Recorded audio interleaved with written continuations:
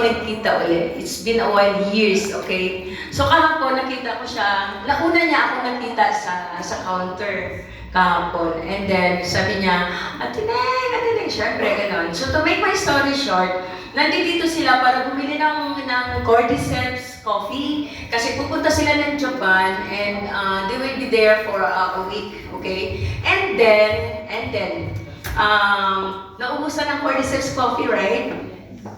Naubusan, tama? Okay. Ate Neng, wala akong Cordyceps. Wala akong baon sa Japan. Ganun ba? Meron namang Lion's Mane. Siya, ano yan?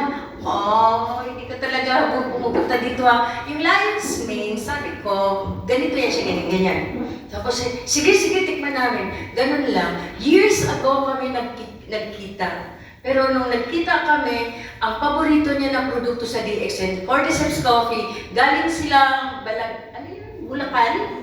Galing sila Bulacan, and then pumunta lang dito para sa Cordyceps Coffee. Walang Cordyceps, kasi sabi ako, Lion's Mane. Kumuha ng Lion's Mane. So, ano ibig sabihin nun? Yung relasyon at saka yung trust, isang salita ko lang, ito, mag-shift ka ng Lion's Mane, bumili. Okay. Wala akong masyadong paliwanag. Okay? So, yan po ang klase na relasyon na i-develop natin. Kasi isang salita natin, bili ka agad. Ba? So yun. Anything? For people to, especially if you're in business, ang number one talaga natin, if you're meeting like professionals, kung gusto nyo i-target ang mga professionals, ang number one comment ko talaga is be on time. Okay? Pag late ka, wala. X na talaga yan. Number one, X mark yan ng professional. Syempre, if you want professional members, okay? But then also teach your downlines that way to be on time on things. Kailangan na, pag hindi kayo or you create emergency in your life, lagi na lang talaga ma-emergency at may late. Sorry, late, I'm emergency. O di ganun din ang ating kita, emergency lagi.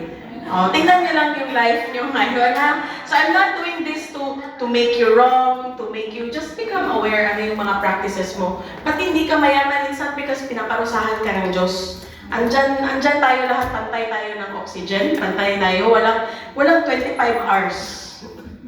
Tayo lahat, we have 24 hours. How you use your 24 hours, that's up to you. Of course, we're not saying na magpakamatay at hindi ka matulog. Sabi ni, hindi natutulog sila, dapat ako hindi ka nga natutulog, pero anong ginagawa mo? May kita ba may profit ba yung ginagawa mo? Like for example, I do things and then I promote myself.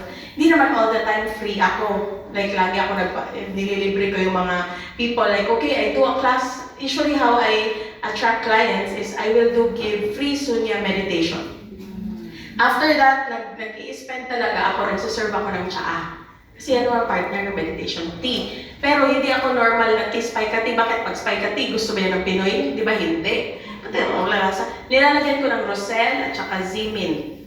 Pag taste nila, uy, matamis. Anong ginawa mo? Ay, may tatlo ako ditong products, spike tea, roselle, zimin. Pagbaba nila sa center, kasi sa center kami nagme-meditate, pagbaba nila sa center, okay, bili, out, set. Nag-discuss ako, wala. Tinuruan ko lang sila ng skill, paano pakalmahin ang kanilang utak. Ito ang partner, tsaa. Okay, pag tamad ako, Lion's Mane ang sinaserve. Kasi tamad, kasi may effort mag-serve ng spike tea, mag-effort kung gano-gano pa ako, guys. Tapos effort pa siya, ipainit mo pa, tapos pabantayan mo yung kandila ko pa and all of that. May presentation pa yan, kailangan aesthetic sa kanila. Uy, wow, ang galing. Tapos maya-maya sila din, bumibili din sila ng kanilang tea set. O, diba? May tea infuser tayo, diba?